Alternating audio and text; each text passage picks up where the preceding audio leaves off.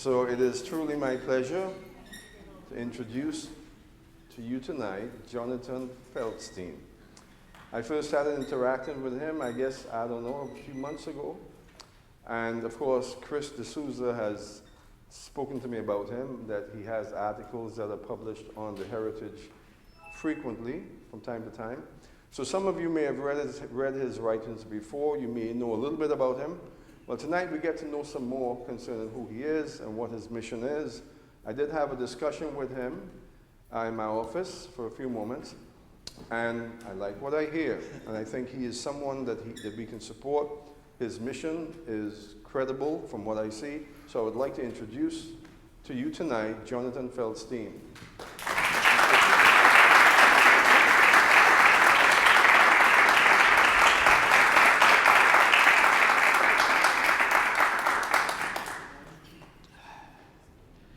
You don't know it, but you've already made me cry today. And I'm going to share why. I thought it was so cool to come into your church today and be surrounded by this, the flags of the state of Israel. As it happens, this is my first trip to the States this year, which is kind of strange. I'm a frequent traveler. But the last time I traveled out of Israel was to Kinshasa. In case you don't know, and because I didn't know, that's the capital of the Democratic Republic of Congo, a nation that is the second largest in land and fourth largest in population in Africa. And I'd never been to Africa. And I visited for about 10 days. I spoke in 3 churches, got to practice my high school French. Yeah, my anti-Semitic high school French teacher would have been proud. And the first church that I spoke in, which was the last church that I spoke in of all of these, was also the last time that I was surrounded on a somewhat larger podium than this, just a little bit. They had about 10,000 people in the church. Fascinating, by the way.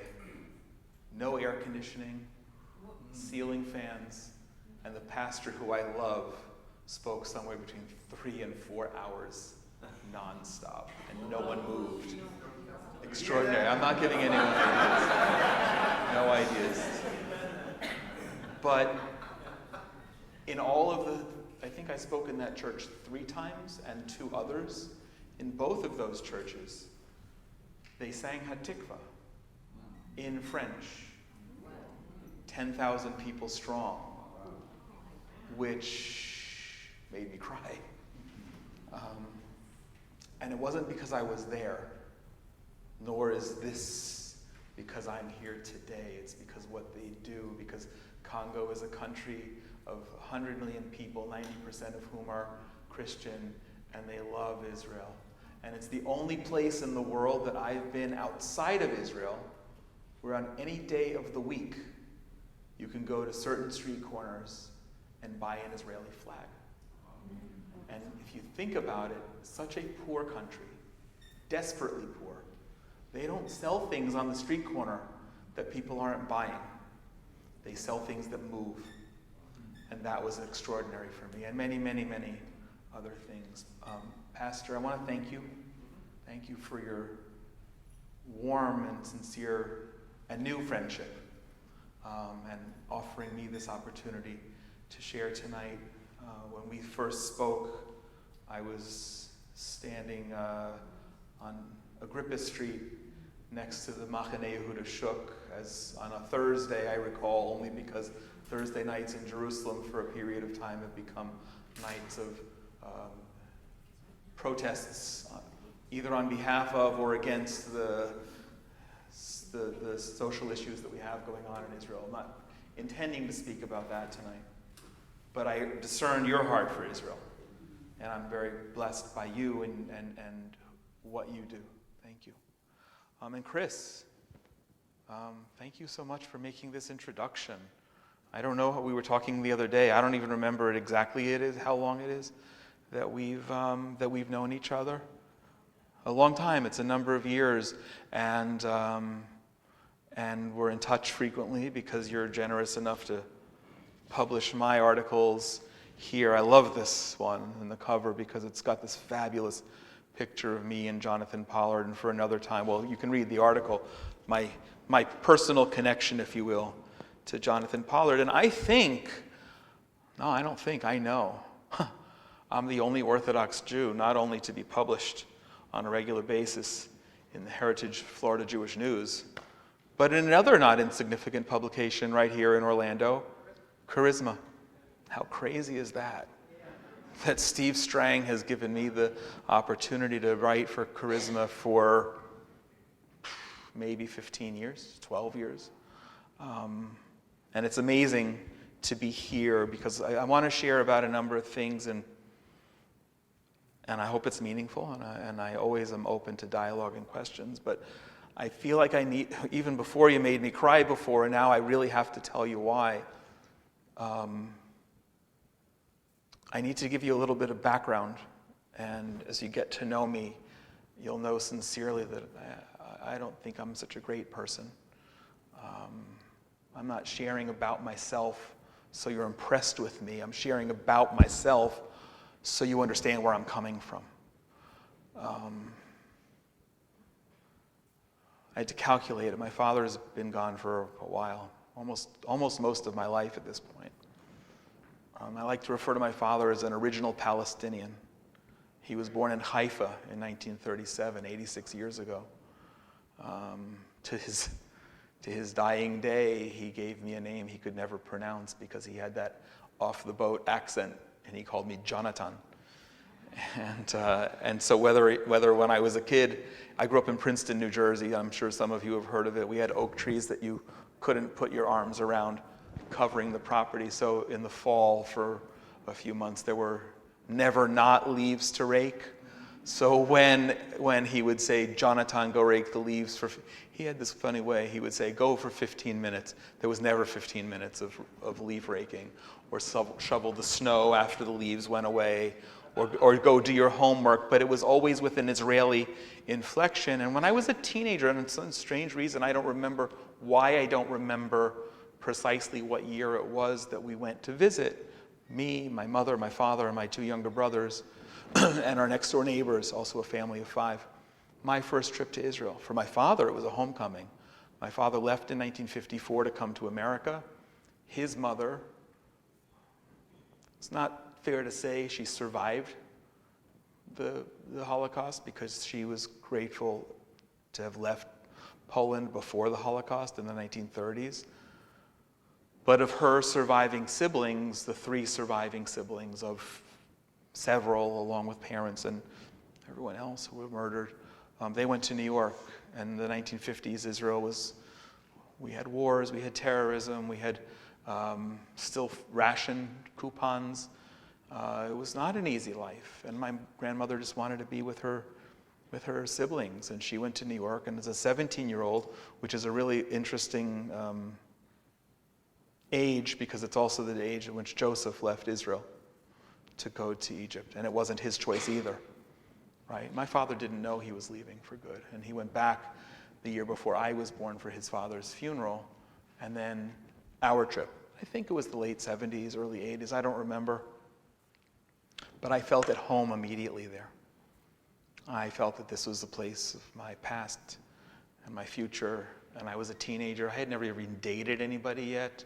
And yet somehow God gave me the perception that Israel was the place to raise children. I wasn't thinking about girls. How am I thinking about children? Don't know, but that's what God put on my heart. And then eventually, when I married my wife next month, 31 years ago, when we had met and I knew that that was right, she also, at a similar age, had the same vision, minus without an Israeli father who couldn't say her name properly, but that was home. And long story short, we moved to Israel in 2004. So we're coming on our 19th anniversary. So I grew up and by the way, I didn't grow up wearing one of these typically on my head. I didn't grow up in an Orthodox home. That's a different story. But I knew that I had a not just strong, but unbreakable Jewish identity. And now, not for tonight necessarily, the privilege of raising my children, 6 of them, 1 married, who's given me 3 grandchildren so far, a 2nd generation born in the land, fulfilling prophecy of children playing in the streets, playing in Hebrew, falling down and bruising themselves and getting up and saying, ay, ay, ay, which means ouch. But I didn't know that. It sounds like sounds like Lucy and Ricky from ay, ay, ay. And falling down and having fights, but they're playing and fighting and falling down and getting hurt in Hebrew. And that's an amazing privilege. And now, what's today's date? The 28th? So in a month and 4 days, my son is getting married, my oldest son. Some of you who follow me, I'm sure I've written about him and his service as a paratrooper. A lot of personal stories I could share, but why am I even here? I went to Emory University in the 80s. And I've been very involved in the Soviet Jewry movement. For those of you who don't know, again, another conversation, but that drew my passion. I grew up as a very privileged, not in the bad way that the word is used in America today, a very privileged American Jew who could do anything Jewish or nothing Jewish. And thousands of miles away, my people were being persecuted just because they were born Jewish and didn't have the opportunities to study Hebrew, to learn Jewish traditions, to sing and dance. And I became very active in that. Long story short, it just drove me. And because of my activism at Emory on behalf of Israel and Soviet Jewry, I was recruited by the Israeli consulate in Atlanta at a fascinating time in history. If you remember, this was when it was called just the Intifada. It was the first Intifada. Before we had a second Intifada, like the First World War and the Second World War. It was a great war. It was the original Intifada. And my boss at the Israeli consulate was the first Israeli Arab to head a diplomatic office overseas. And I would do his writing all the time. And I had to learn fast that an Israeli Arab who's indigenous to the land no less than my father and us isn't oriented to quote Golda Meir and Menachem Begin and Ben Gurion. He loved the land, he loved the people, he loved his country and his nation, but those were not his things. And I used to have the privilege of being 22, 3, 4 years old and travel all over the Southeast. I joke that when the diplomats were either too tired or too lazy, they would send me to Alabama, to South Carolina, to southern Georgia, and to Tennessee. And there's one day, and I wish I remembered the date. If you know Atlanta, I lived in an apartment on Buford Highway. And a very tall, thin black man named Bill Cherry picked me up at my apartment. And I always have to say his name because he didn't know then, and I didn't know until much longer afterward, that he was an angel in my life. And I pray that somewhere, someday, when I say his name, someone's going to say, that's my grandfather. That was my uncle. He drove me to a place called Cleveland, Tennessee. I love classic American rock. I knew Cleveland, Ohio, where the Rock and Roll Hall of Fame was. I didn't know there was a Cleveland, Tennessee. I surely didn't know that there was a Church of God, and I didn't know that it was headquartered in Cleveland, Tennessee. And I walked into a church really not much bigger than this from the side.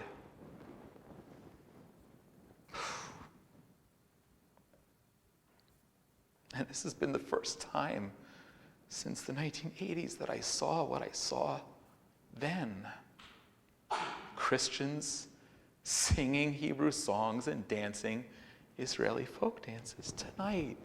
All of you who are doing that. And it's so amazing and it's so powerful. And thank you for doing that, and thank you for giving me this more than narrative experience, which I was going to share with you, how impactful that was. Again, as a young man in my early 20s, I didn't know why Christians. I didn't know Christians cared about Israel. I knew bad church history, that were persecuted and forced conversions. I didn't know that Christians cared about Israel. I never had a theological conversation with a Christian. I sure as heck never saw people praying for Israel and celebrating Israel and singing songs in our biblical language and dancing the songs that my father and mother grew up dancing. The only thing missing is you didn't have the blue and white costumes next time. But that's where I realized that God called me to be a bridge between Jews and Christians. And thank you for giving me that reminder today. It's so powerful. For a lot of years, I didn't know what that meant. Like, what do you want from me, God? I still have the bruise where he tapped me on the shoulder. I feel that, but I didn't know. And honestly, until I moved to Israel, I really didn't get to embrace it, because living in New Jersey, you don't come across a lot of spirit-filled, pro-Israel Christians who love it. Yeah, you just don't. But in Israel, that opportunity came. And now, to fast forward a bit, I have had a career in nonprofit, and I worked for a number of organizations where they asked me to establish their Christian outreach. Disappointingly to me, Christian outreach meant fundraising, not relational, not building bridges. Christian outreach in the context of these organizations meant what I refer to as objectifying Christians as a faith-based ATM. How does an ATM work? You slip in a card, you punch in a 4-digit code, and you take out your money. That's all they wanted. And there were ethical issues as well. And at a certain point, you can't sleep at night with things that are ethically challenging, much less it's not just a job, it's a calling. So if it's calling, you have to do it right. You can't mess around. And even if you don't want to, you have to do it. The truth of the matter is, it's a calling to me that I love, that I embrace, that makes me a better human being and makes me a better Jew. So 5 years ago, I established what's called the Genesis 1-2-3 Foundation, with the purpose to get away from that monetization of relationships with Christians as the exclusive relationship. Because, of course, the overly used scripture, which I embrace in the name of our organization, Genesis 12:3, ours is Genesis 1-2-3. There are many ways you can bless Israel. If you narrow it down to only one that involves dollar signs on it, from your heart, it's kosher. But sometimes it's not received in 100% legitimate ways. So the Genesis 1-2-3 foundation has a very simple mission: to build bridges between Jews and Christians with Israel. And we say in ways that are new, unique, and meaningful. I don't want to compete with anybody. I don't want to say that I'm better than anybody. I don't want to try and stand out among a crowd of people. And thank God I'm not the only of the Israeli Jews who are doing this in some capacity. I want to do things that are unique. So 5 years ago, we established the very first Christian program around the Jerusalem Marathon. I met with the mayor. Some of you know his name, Nir Barkat, who's now the minister of something in our government, finance or economics, I don't know. Smart man. He's an entrepreneur, independently wealthy. He was then mayor of Jerusalem. He's also a runner, and also happened, as runner and mayor of Jerusalem, established the Jerusalem Marathon. So I said, Mayor, how come of all marathons in the world, you're not promoting specifically to Christians? He got it. And I shared my unique model with him to enable more and more people to come for very, very little money. He got it. He blessed it. And except for a pandemic that stopped us for 3 years, it's been a tremendous success. The pandemic forced me to go virtual, like everyone else. I couldn't fly here. You couldn't fly there. I certainly wasn't flying to Congo. And I established a webinar series. Pastor, we were talking before about how my webinar series spun off to a series of global prayer events that uniquely was inspired by a pastor in Pakistan who asked if she could pray on one of my webinar events.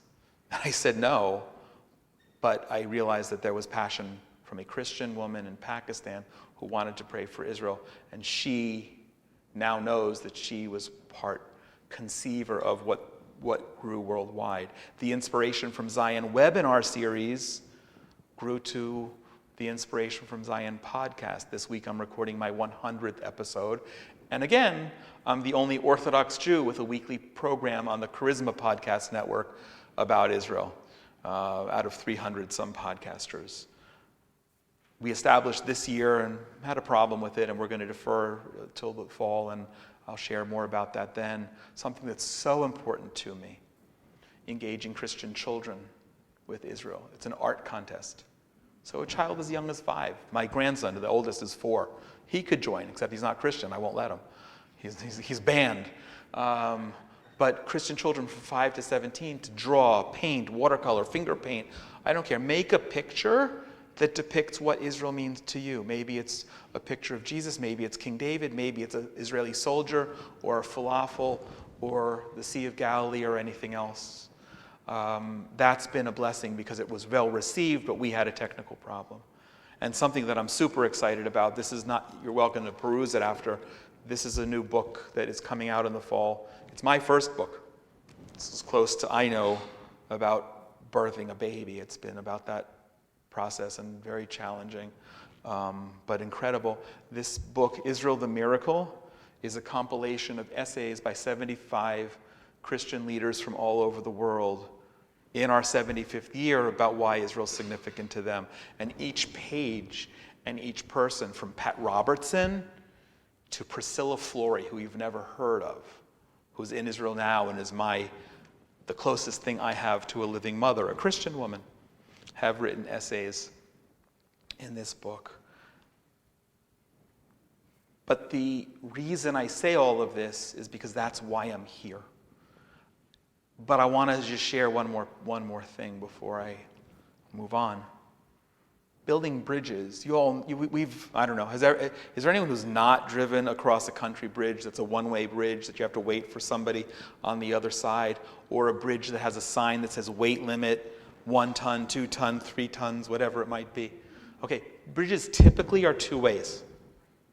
And except for perhaps the George Washington Bridge and Golden Gate and other huge ones in between, they have weight limits. So in building bridges between Jews and Christians, there are weight limits. There are things that we don't agree on theologically, and that's okay. I'm prepared to leave them on the side. Not to disregard them, no, God forbid. And I embrace them. I joked with a friend today that my conversation, was it when you were with me, Chris? I don't think so. Maybe the night before, we spoke about Jesus at my dinner table or lunch for Shavuot this week, probably more than Jesus has ever been spoken about at a meal for Shavuot in 2,000 years. Think about that. And Pastor, when we first met the other night at the NRB convention, we were speaking about, you had mentioned this fascinating notion of 3 different terms that you are used to describe Gentiles, with perhaps Notzrim, watchmen, and Notzrim being common used, but also the word in Hebrew for Christian. So I take that on very seriously. I engage Christians in ways that many of my Jewish friends don't get, and I make them uncomfortable, to be very honest. But I understand. I'm going to refer to Notzrim a little bit. In addition to all of these projects, we have things that we fund. In 90% of the cases, I don't do anything unique. I just find the right projects organized and funded by people who are faithful, who are honest, who have a budget that's legitimate, and are actually providing services. So You mentioned the article that I wrote, not in this issue, about how was your day, I think, talking about the kids in Sderot who just went through another trauma, another horrible trauma. A month before that, I was in Sderot with this group of children that we support through the Genesis 123 Foundation, because they're at risk. These are kids who are on the verge of falling off the edge, and we help them. And I just help and fund what's already being done. We've got some great projects that we do, and it's to bless Holocaust survivors. We're in the last generation. In 15, certainly 20 years, there will be no living Holocaust survivor. And as they age, they have more problems. I've learned how many, in Israel, 25% are typically live below the poverty line for a whole lot of reasons. That's, I think, partly our shame. Shouldn't happen. But what's so amazing is that I work with 2 different ministries that specifically work with us to bless the survivors, including a church in Canada that puts their senior group together a couple of times a year to make handmade greeting cards for the Jewish holidays to send to survivors in Israel, in Hebrew, and English, and in Russian. It's really powerful. We provide civilian security projects. The one thing I try to do unique, because it's personal and because I can, and I do it interestingly, is bless soldiers. We're not providing military support. It's not our job. But I live in a place called Efrat, which is in the Judean mountains south of Jerusalem. It's called Over the Green Line, or sometimes in the media, often in the media, all the time in the media, referred to as the West Bank. That makes me a settler, and that makes me, in the eyes of many people, evil. But we have a lot of soldiers in the area. So now, when I go home, between arriving at home and the wedding, and then after the wedding, and through the summer, I tell my local grocery store guy, put 100 kilos of watermelon in the refrigerator at night. I'm going to pick it up at 11 o'clock tomorrow morning and add another 100-liter and half-size bottles of cold drinks. And we just load up the car, and we drive as far south as Hebron. It's kind of unnerving to drive around with a big knife in this area, but I cut big chunks of watermelon, and I tell the soldiers, these are gifts from Christians around the world who love you. That they don't get that. And sometimes if I'm not interrupting their service, I will share more why. And the last thing I want to quickly share regarding Notzrim Christians. It is and always has been a priority of mine, and something I'm so proud of with the Genesis 123 Foundation, that we serve and help and bless Christian Arabs and Christians in the Middle East in general. We've done that in Nazareth. It's a fabulous story, maybe not for now, about how we're working with the family of a very, very brave Christian Israeli Arab policeman who was murdered in a terror attack a year ago, March. And we're going to do something in his memory, God willing. We work, and he lived, and his family lives in Nazareth. We are going to do something. We've done things in Bethlehem. Palestinian Arabs, not citizens. It's harder to reach them. We've done things, as I alluded to, in Pakistan. I know major ministries like Samaritan's Purse did big things in Pakistan after the flooding, the horrific flooding. The flooding that probably was almost as big as the biblical flood ever since the Bible, impacting that many people, and still today. I said, okay, I'm Jonathan, I'm Jewish. We love Christians. We build bridges with Notzrim. We're going to raise money to support the Christians who are on the lowest rung or second to lowest rung in Pakistani society. And the stories are horrific of what happened. Matter of fact, I didn't share with you, Pastor, when we were talking about it. Facebook recently banned me for, no, I'm sorry, not Facebook, YouTube. I violated their community standards. I posted something that was violent. Like, what are you talking about? They found something from 2021, a little while ago, a few gray hairs, I don't remember everything. What was it that they flagged now in the spring of 2023? A video I posted of a Christian man in Pakistan being lynched and burned to death. I thought it's important that people know that. I thought it's important that we see the face of Islam vis-a-vis Christians and Jews. YouTube, yeah, violent, horrific. I wouldn't want my children, well, my grandchildren watching it. But YouTube, thank God, has an appeal process. So I wrote my little appeal back. But the appeal process isn't really monitored. So I got an automated response to my appeal within about 3 minutes saying, no, we rejected your appeal. So I'm still blocked on YouTube because of that. But we're supporting Christians in Pakistan and in Turkey, which I don't know the outcome of today's election. And the last thing I want to share, because it's so cool, and I'm so proud of it, and again, like I said at the beginning, not to make me sound like I'm so important, I'm not, or I'm so great, I'm not. But last year here in America, at this time, if you had a child or grandchild who needed baby formula, you were panicking.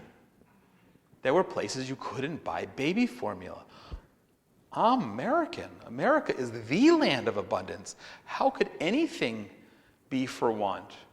That you can get blueberries in the winter and pineapples that are this big all year round. And baby formula? Come on. I'd kill to feed my child or grandchild baby formula. So guess what? Because I travel a lot, United gives me 3 70-pound bags. I came here last June with my 21-year-old daughter who was spending a month or 2 months at a Jewish camp somewhere. We flew together. United gave her status with baggage to me. We arrived with six 70-pound suitcases, 3 of which were filled with baby formula, that I went to Texas and distributed to 2 churches on my first stop in the Dallas area. The funny joke was our first port of entry was Chicago. They asked this question. They said, how come you have so many bags? Thank God they didn't look. I'm not really sure yet if what I did was 100% legal or not, but it didn't matter.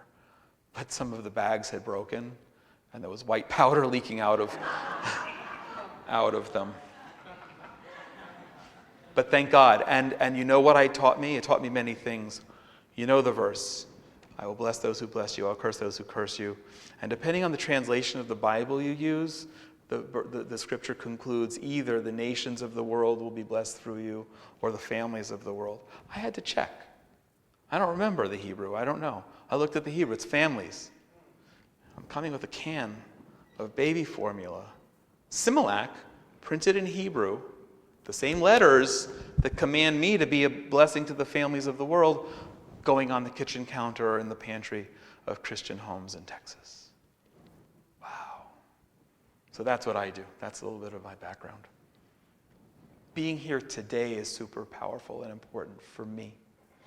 I think in this church you probably know the word and holiday Shavuot, right? That is not a foreign concept. I don't have to describe it as Pentecost, but not quite Pentecost. It's the holiday in which we receive the Torah. It's not a commemoration of that. It's the actual day. We know it according to the Bible, albeit that it's the only of the biblical festivals that doesn't have a date in the Bible, in the Torah. And it's still a tremendously powerful thing for me, as I'm sure it is for you, to think and stand. Millions of people standing at the foot of Mount Sinai, and Moses comes down, whether it's with 2 big tablets. He didn't have a scroll of a Torah, but that's our understanding. It wasn't just the tablets, it's the whole law. Millions of people in awe. I mean, this is a movie that even though the movie's been made, they couldn't make in depiction in Hollywood, even today, how awesome that was. For us, as a Jewish people, coming out of slavery, and for you, because without that, I guess we'd all be pagan, right? And our tradition is that not only we stood as one, we said in Hebrew, im lev echad, ka'ish echad, im lev echad, as one people with one heart. And when I stand here with you, I take the poetic license to understand, yes, that's the Jewish people, and we still are and must be like that, but it also applies to all of you. We are a people, different, but a people. We're the only people that worship the Creator. The only people who understand that the God of Abraham and Isaac and Jacob is the only God, and he doesn't have other names, and they're not other gods. And because of that, we are a people together, a people under God.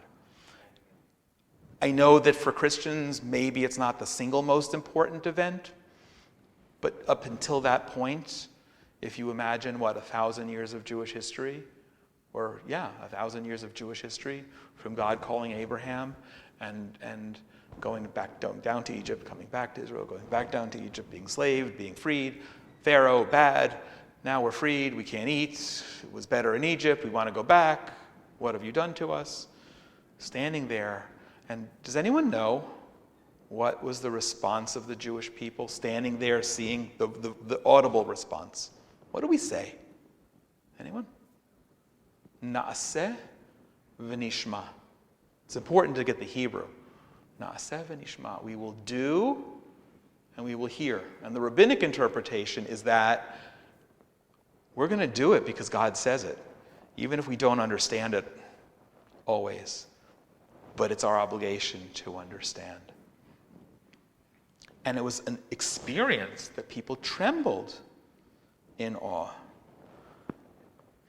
So that's what we celebrated today. And at the risk of forgetting to say it at the end of my comments, it's still so relevant because we're standing there on the same day. Chris, did we talk about why we do dairy meals on Shavuot? Okay, we're not going to go into that. We have all these traditions that we bring into it, but we affirm as we stand there every Shavuot for the last 3,000 plus years, that we are reaffirming that Na'aseh v'nishma. Yes, God, we are in awe of you. We love you. You love us. And we have tremendous responsibilities toward you. But we do something else that's really powerful and so important to be sharing with you this week. We read a little book, the book of Ruth. It might be the shortest book, but it's so incredible to be here because what's Ruth about? A Gentile. Now, and I borrow Gentile and I will call Christians the pinnacle of Gentiles. Ruth, the Gentile, not a Christian, affirming that she's part of us. Where you go, I will go. Your people are my people. Your God is my God, and I will go there and be buried and all that. You, Christians, today are the most moral of the Gentiles. Nobody else among Gentiles, as a faith group, affirms Ruth's every word and her own being more than you. And that's powerful. And we read the book of Ruth on Shavuot. So it's amazing to be here, but there was more. Ruth wasn't just a Gentile. What was her ethnicity? What was her tribal? Moabite. Moabites have a good relationship with the Jewish people or bad relationship with the Jewish people? They were enemies. They cursed us. The fact, Jews don't particularly like intermarriage, but the fact that Elimelech's daughter, I don't remember which of Naomi and Elimelech's son, I don't remember which one married Ruth and which one married Orpah, but the fact that they both married Moabites?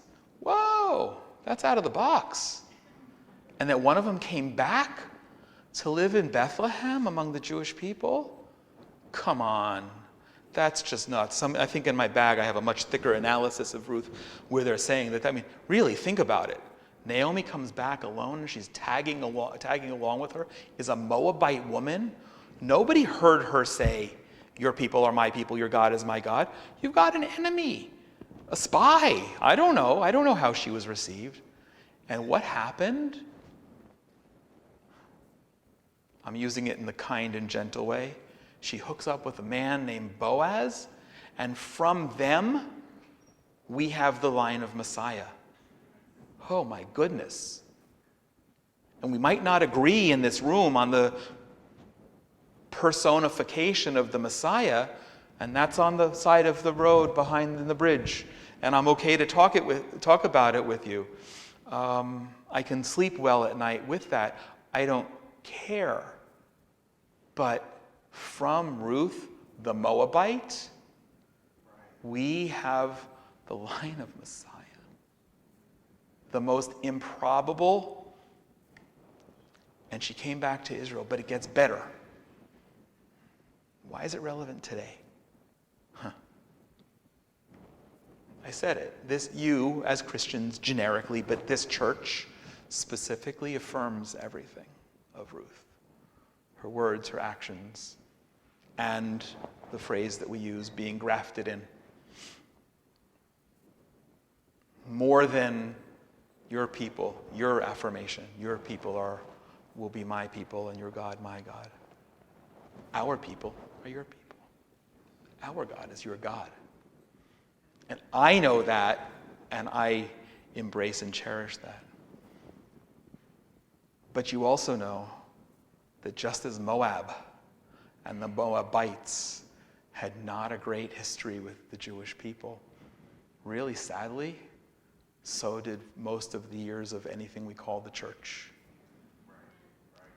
And so the same way that Ruth is tagging along with Naomi, and they show up to a Jewish community in Bethlehem, and she just becomes part of the community with suspicion, with mistrust, perhaps even dislike. I haven't gotten through the book yet, but I suspect we'll get to that. I mean, Jews are people, so yeah, we're gonna talk about her behind her back, and we're gonna say she has an agenda, and why did she connect with this man much her senior. So the same way that's the case, Jewish people today look at what I do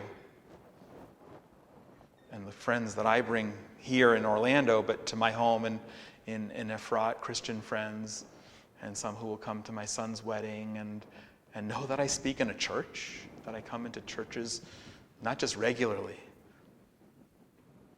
but with love. There are a lot of Jews who are uncomfortable with that, because we don't know a lot about Christians and Christianity, but we know about all the bad things that people have done to us for thousands of years. And sadly, you get grandfathered in, even though I think, and it's fair to say, very little, if anything, about the church before, other than Jesus, represents you and your faith. So my job in the building bridges, remember I said it's two ways? It's not just to connect you with me. This is a privilege to share and talk and give you another exposure to Israel and the Jewish people, but it's my responsibility, and I lose friends over it. And they're not, then they're obviously not such good friends, and I really sleep well at night because of that. There are people who are very uncomfortable with this today. So Ruth, everything about Ruth from thousands of years ago is still relevant, is relevant today. And we together, Jews and Christians, you especially, because you really embrace that in a way, you embody that in a way. I speak in a lot of churches, but I haven't seen this. Not often, really not often. We have a responsibility. Both, I take it on as my burden to make sure Jews understand, no, you're not all here to convert us. And no, you're not loving us because you somehow believe that we're all going to come back to Israel and end times theology clicks in, or gosh, there are many reasons why Jews distrust.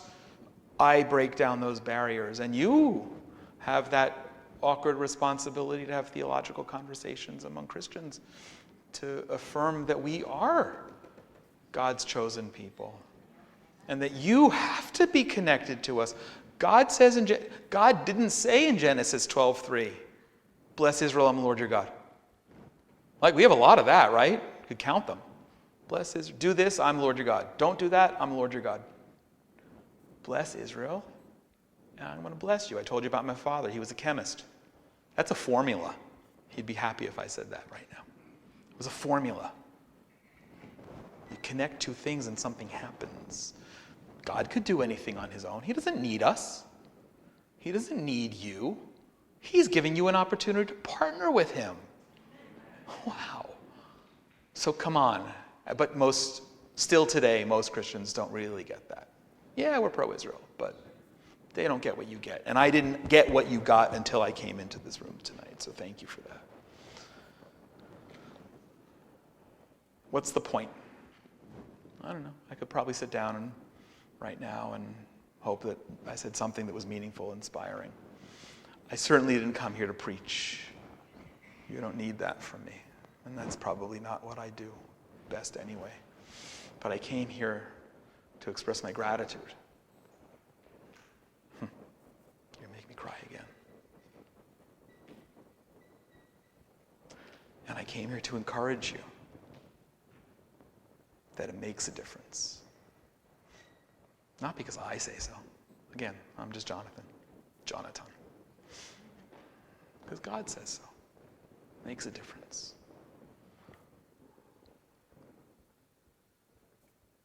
Pastor, you and your church, and everyone who's here and everyone who's not here at the moment, affirm all of this, and it's such a big deal. And now I know, and I'm extra blessed to know that it's not just this week when we read this book, but it's every week when you read the book that's either on your phone or under your chairs, or that other book that we share so much of, that affirms every week, every day of the week, all of the bridge building that I aspire to do, everything, all of the scripture that God calls us. And I believe it. Yeah, it was the Jewish people standing at Sinai, affirming to God, we're there as one people with one heart. But I believe it. You're a part of us. And I pray that in the encouragement and gratitude of how important that I recognize this is, that you also recognize it. That you can take a step back. You don't know, sometimes we all are in the forest looking at the trees and we don't see the big picture. What you're doing is incredible. And I pray that you will continue to be strengthened by that, abundantly blessed as God blesses you and all of your family. And I take on the responsibility on my end to try to make sure all Jews get it.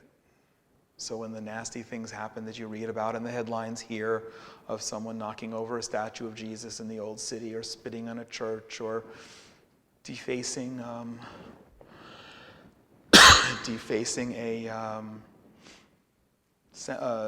desecrating a Christian cemetery in Jerusalem, that we need to call it out.